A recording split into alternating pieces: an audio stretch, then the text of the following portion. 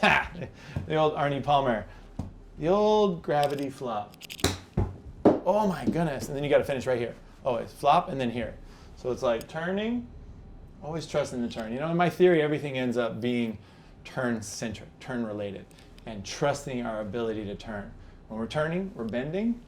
When we're turning, hips are moving, core is moving, and driving the golf swing. Trying to take the hands out of the golf swing as much as we can. Back in the, where did I get that from? Back in the late 90s and early aughts when Tiger was working with Butch, I just remember, and I don't know if this is true or not, this is just how my memory works, that he was always doing the best he could to take the hands out of the golf swing, put it into the bigger muscles of the body, trying to feel like we got lots of turn, lots of turn. And that applies more so to the short game than probably anything else. We want to feel very soft hands around the green. Soft hands mean that the hands can't be doing very much, so that turn is driving most of the golf swing, even if it's related to this micro little movement, if you will. The full swing is macro. The smaller chipping swing is micro. In that first previous lesson, if we got really good at right hand going back and going through and creating spin on the ball, we're going to be pretty good at doing this as well. And in educating that right hand and its ability to hold an angle, to be soft enough to not flip it up, stick the leading edge into the ground, skull the ball over the green, then we end up being far more likely to be successful in whatever short game attempt that was. I think the most important thing in short game shots is watching the spot that the ball was on until the ball is long gone. If our head goes up, our hand goes. These are very interconnected with result process. And if we are about the result more than we are about the process, then if we look, the hand goes. If the hand goes, we look. And that's where we skull it, where we hit it fat, where we get the yips over short game shots. So to prevent that, just stay down. Watch the club travel through. Watch the divot, as it's been known for decades. And in doing so, you'll find so much more consistency in your ability to just stay in the shot. We don't need to do much hinge. If we just allow for turn back and turn through that is driven by the core, by the hips even. Even if I'm right here, this little movement, that was hips, core, shoulders and chest. It's not just shoulders. We want to feel like we are turning and turning. We want to set up with most of our weight being left. We want to set up with minimal shaft lean. We can play the ball forward, we can play the ball back. Forward is obviously going to be a higher shot. This is a 60 degree. I use a 60 an awful lot around the greens, but you can experiment. If you're feeling a little yippy, if you're feeling tentative, Martin Keimer chips with like a 9-iron all the time because he doesn't trust himself with a lob wedge, with a sand wedge. And in doing so, he minimizes his ability to get out of big rough, to hit a ball high and have it land soft, like we just saw in that first shot.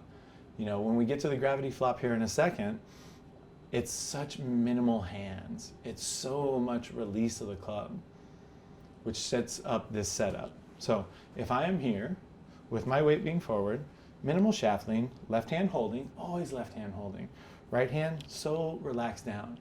This goes back to setup. If I'm here and I have good posture, my posture in the golf swing is relaxed shoulders as much as possible. My relaxed right shoulder even comes out a little so that my elbow can ride on my hip. Harvey Penick, Little Red Book. Let the right elbow return to the hip as fast as you possibly can and let it ride on that hip.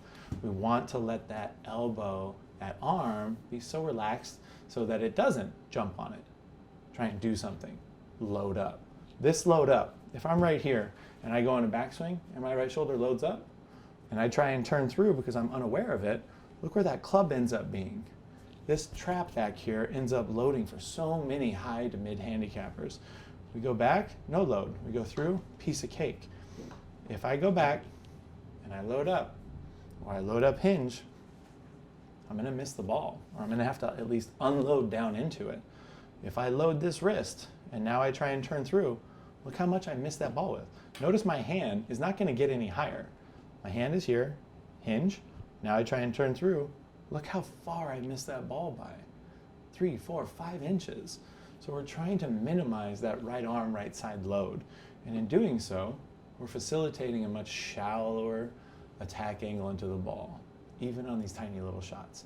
And when you get used to shallowing out tiny little chip shots, then your full wedge game, your full swing, will have the same reaction through in our ability to hold and release and have not loaded up anything on that right side. So, watching the divot, so important. I'm here, I'm going to turn, I'm still here. Then I can look. When the swing is done, you can look. There's not much rotation in this short game shot. I'm not going to be here and be like way up over here and have to release my head to allow for that follow through and that much rotation in my chest. I'm only here to here. And I am looking right at that spot. Boom, boom. And then tracking the ball. And I cannot emphasize the importance of this. This, again, to reiterate the statement, goes to being result rather than process driven. If you're nervous, focus on the process. Focus on completing that shot. A shot isn't done till it's done here. This is the finish, not here. If you're here and you look up, or if your hand goes, you're going to look up.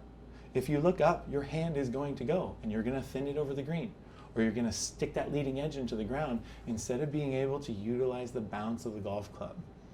You can play with a couple of different manners of doing so, but all of them are going to include this setup, where your weight is left. You need to set up with your weight over here because that gets rid of a little bit of timing and weight transfer, and a little bit of sway. If I'm over here, I can really turn around myself, allowing myself to let the hips turn, complete, drive the whole golf swing. So if I'm here, boom, I want to turn, and just feel like I'm still watching that spot, utilizing the bounce. If it gets a little bigger, A to B to C. From B to C, we're doing our best not to do anything.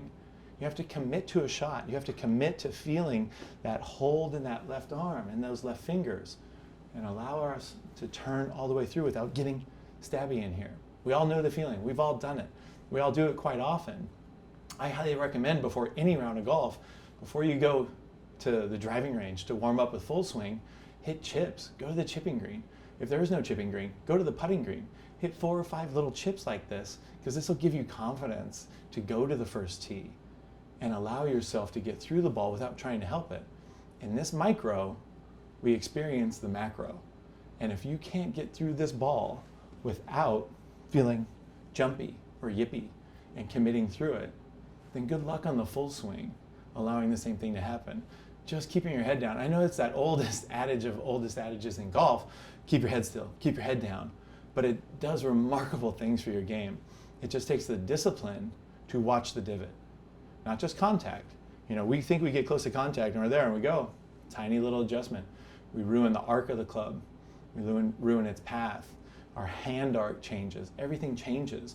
But if we can just stay down and just watch that divot, stay into that divot, then we'll get over here, you'll look up and you'll be like, oh my gosh, that ball's going right where I expected it to. Now, the funnest of golf shots. If that isn't working, if I'm feeling yippy or I'm feeling extra nervous around the greens, oftentimes I will go to the gravity flop, the Freddie Couples flop, if you will. Freddie will just get up here and he'll just lift and you'll just see him just let the hands fall on the ball. If he just, that one's terrible by the way. If he gets up here, boom, and he just lets it fall. The ball comes off so soft and we don't have to do anything. You just lift the hands, let them fall. They catch the ball at the bottom, all that momentum. If I'm just holding my arm here again and I let it fall, it's gonna swing all the way over to here. And in allowing for the gravity flop, the Freddie flop,